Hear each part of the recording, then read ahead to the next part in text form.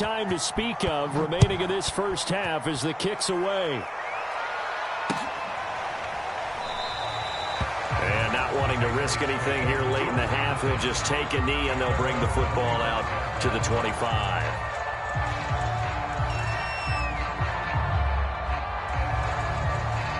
So time perhaps for one final kneel down before they take this lead to the locker room.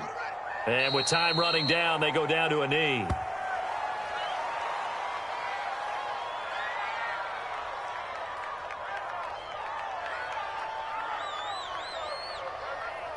So we've reached the intermission in what right now is a 13-point game. As we'll get you down the coast to Orlando for Jonathan Coachman and our EA Sports Halftime Report. Coach! The Steelers going to get the football first here, trailing on the scoreboard as we are back underway on EA Sports.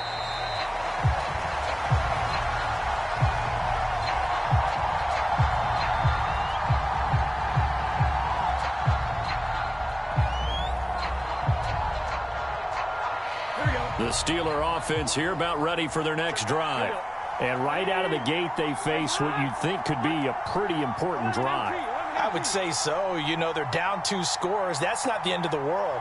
It wasn't the strongest of first halves, but for them to start clawing back, they've got to start putting a little pressure on that defense, start cutting into this deficit. You can't have 3 and outs and expect to get that done. And up to the 35 before they're able to knock him down. Another catch for him there on this drive, Brandon, and it looks like they're going to utilize him out of the backfield any way they can. And that time they pick up a first down. So now on defense, do you assign a man to him and try and cover him before he gets going? Now Burrow on first down.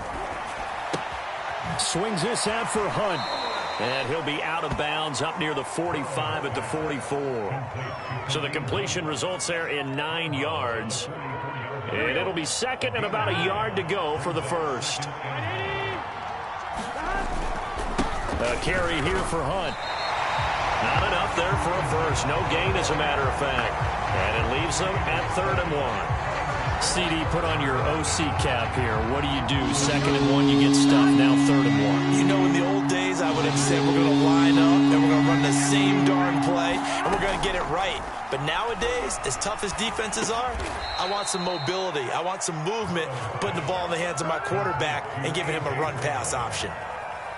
Would it be safe to say that as precise as routes are supposed to be run in the NFL, maybe they're not quite as precise in college ball? That's accurate, yeah. And I think we saw a college route in the NFL there. Just find the soft spot, find the dead zone, and find the first down. And that's what he just did.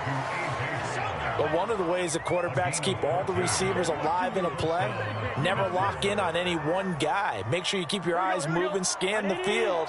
And here he finds the open guy for a nice pickup. On first down, they'll run with Hunt. And he'll manage to pick up about 4 at 2nd down. Well, they still have time to get him established, but in my estimation, they've got to pick up the urgency here. They've got to get quickly in and out of the huddle and run off a bunch more plays. Following the pickup of 4, here's 2nd and 6. From the shotgun, Joe Burrow. And brought down, but not before they're inside the 25. This has to go down as one of the simpler routes in the playbook, but oh so effective. Nice completion there. Keeps the sticks moving.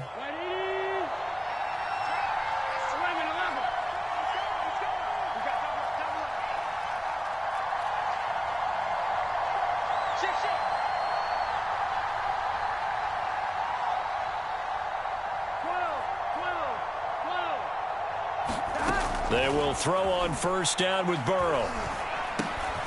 He's going to dump this off to his running back, Hunt.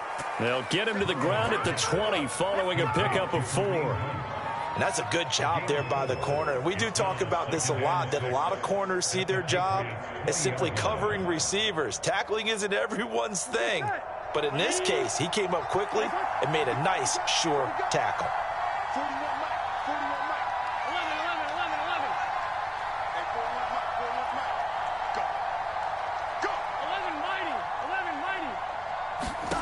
Looking to throw again on 2nd down. Burrow. And now Burrow going to be intercepted yet again. Picked by Ronnie Harrison. And the Patriots are going to take over at their own 41. So it was a drive that had real promise here to begin the third quarter, but ultimately derailed by the INT. And that was the position you wanted to be in. Coming out to start this third quarter, get a nice drive going, looking for the end zone. Possibly got a little bit too greedy right there. T.J. Watt in on the tackle. Certainly a nice job there by the defense rallying to the football and getting him on the ground. But I think the play gets made by the defensive front, because if they can't get upfield, their job is to go ahead and get low, almost get into a ball sometimes, stack things up, and make it difficult for the runner to find a hole. Caught that look from you there, partner. I think we're on the same page on that one. Just his first catch, I think we both thought he'd be a little more active in the passing game. Let's see if that's the start of them trying to get the ball to him a little bit more here in the second half.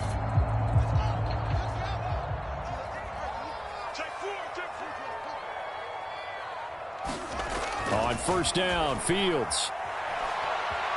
Flush to his right, and he wisely will throw that one away. Oh, I like that right there. Not only was it the right play, throwing it away like that, frankly, I think it was the only play. Yeah, got outside of the pocket, realized he had nothing, just chucked it free. Yeah, live to fight another down, right? They'll fake the handoff. Now Fields. That's complete. Okui-Buna. Yeah, he will go out right near the 35-yard line.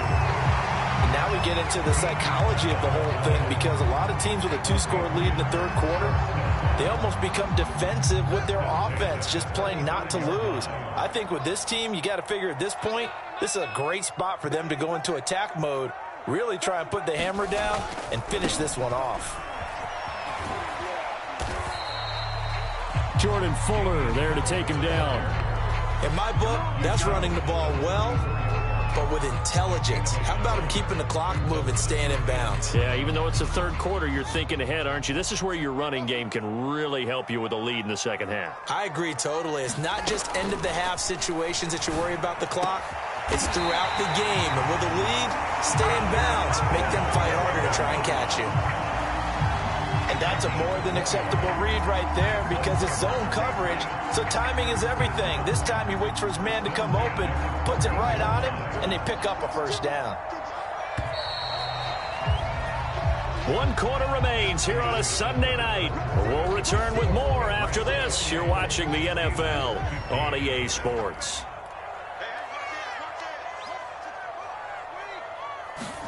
Off play action, Fields.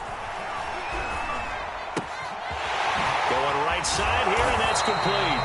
And the Patriots are going to have a first and goal coming up as the tackle made at the 3-yard line. Another nice pickup through the air, and I think a lot of people might expect them to run the ball in this situation, Brandon, but with this lead, they're electing to throw the football. Swings, slants, quick outs, things that they consider safe. A good chance now to put this game on ice. This is first and goal. An option handoff given to Harris. And he's going to get this back to the 3-yard line and no further. They'll say no gain on the play, and it'll be second and goal.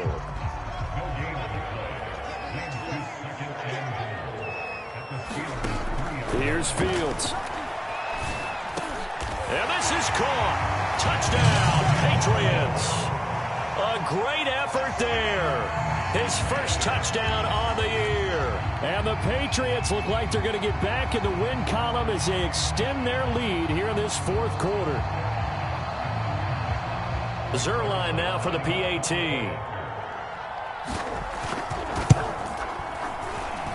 And he's been a busy man, 5 for 5 now as he knocks another one through to extend the lead. The kickoff unit is out on the field, and they will send this one away.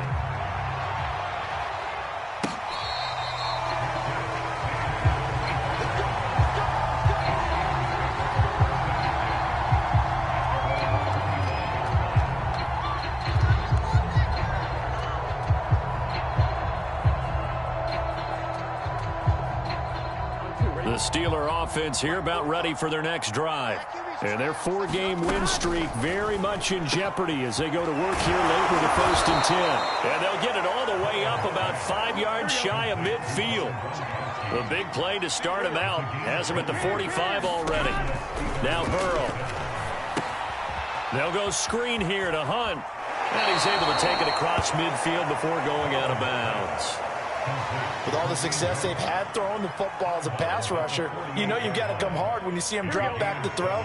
So I really like this call to counteract that pass rush with a screen. It turns into positive yardage. A lot of times the offense says, just replace the rusher with the ball, and it turns into a good play. Now a throw here to his running back. And this time he's able to take it down to the 42.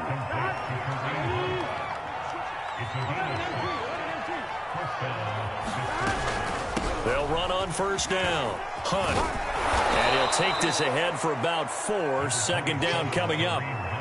Well, the end of all that hitting and hollering, it was a 4-yard run, so the offense is going to go back there and feel pretty good about themselves. Defensively, you have to feel okay because you didn't let it turn into a bigger run, but the goal, shut it down for 2 yards or less. That's when you start to feel good about yourselves. Well, that'll be incomplete. Well, he took a shot as he let that go.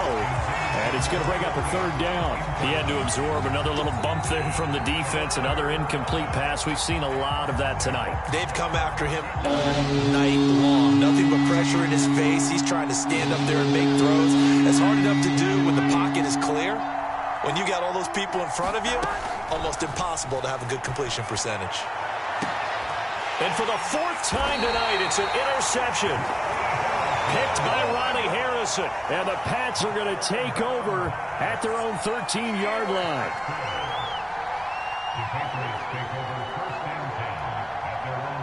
New England with a first down as they begin the drive. And after the interception, they are sitting in an even better spot with the ball and a comfortable fourth-quarter lead. And he'll maneuver his way forward for about 4. 2nd and 6. Brandon, I've got to think this offensive line has got some smiles on its faces. And I know it sounds crazy, but they practiced for this back in training camp. They knew they'd be in situations where there'd be extra defenders in the box coming after them, trying to keep them from locking down a game. Right now, they want to show the world they're up to the challenge. And he's taken down. It's a gain of 3 from the 17 to the 20. That's it. That's what you want. Straight ahead positive gain. Just keep that clock ticking.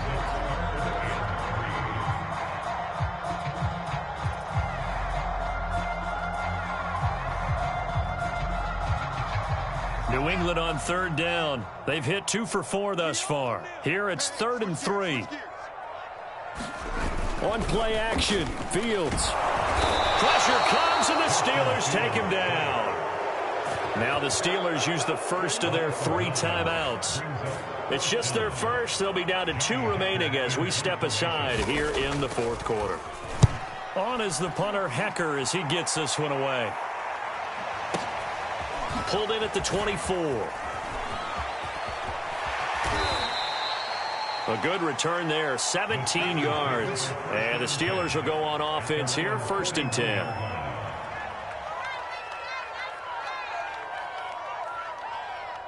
The Steeler offense here about ready for their next drive.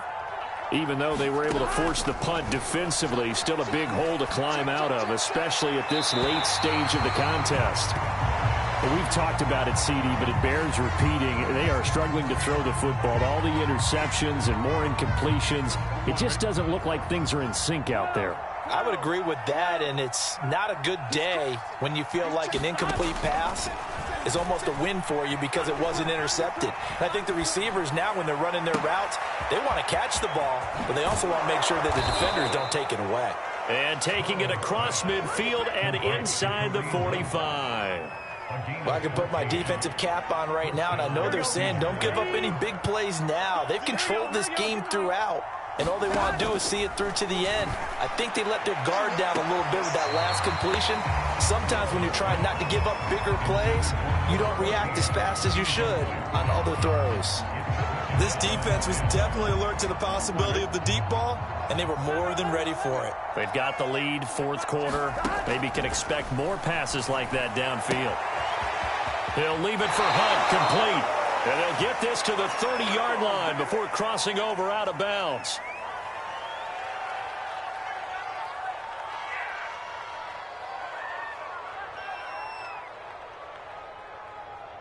So the Steelers with the football as we get you reset. So signs of life in what's been a dormant offense in this second half. Here's 1st and 10. And Burrow going to throw again. That one is caught by Hunt. Call it a gain of 6 on the play, and that'll make it a 2nd down.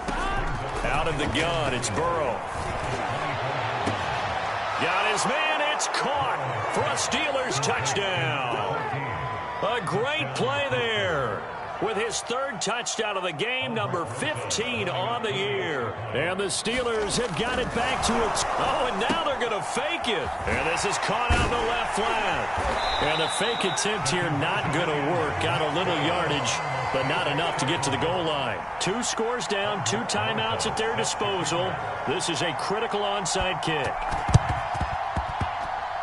I think they got it. Yes, the Steelers have it. Well, that certainly makes things more interesting. You get the score, then you get the onside kick. A little uphill battle still, but a start. It's not mission accomplished, but the plan is working. They're in a great spot right now, and the best part, they put the defense right back out on the field after having already scored. Yeah, they've got the momentum here now. Here's a throw caught by Gronkowski. Now he's able to take it across midfield before going out of bounds. They'll contain him to just 4. 2nd down.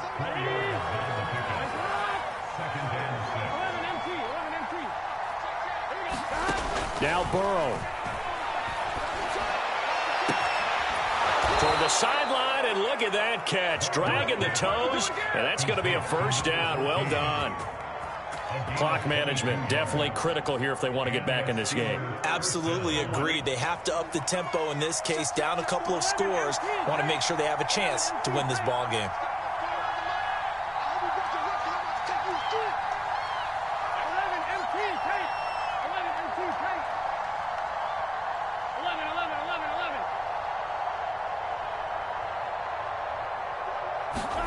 Throwing, Burrow. And he completes it to Hunt. And he will reach the 5-yard line before going out of bounds. This offense can certainly move quickly when they want to. 3 plays, 3 pass completions. In the blink of an eye, they've got a 1st and goal. Almost felt like a lightning bolt hit in this game, didn't it? For them to get downfield that quickly. And now 1st and goal, expect them to attack right here on this play. Here's Burrow. Down he goes. Pressure gets him back at the 14. In there to take him down, and the clock will roll. 1st and goal looked like things were set up nicely, and now all of a sudden on 2nd and goal, Charles, a big challenge ahead of them. And you have to know when you're this close to the goal line. And this is intercepted, and that should do it.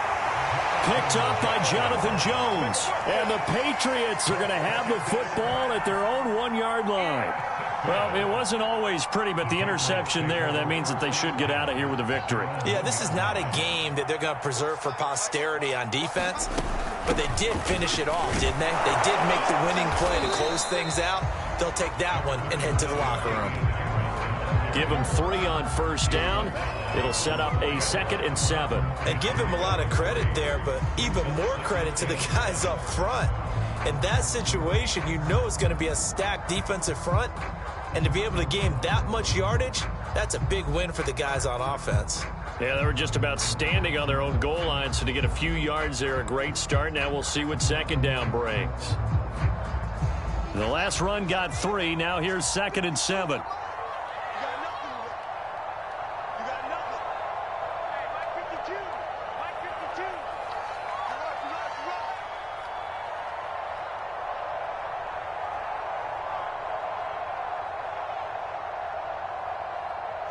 The defense can stop it twice more as they take a knee here.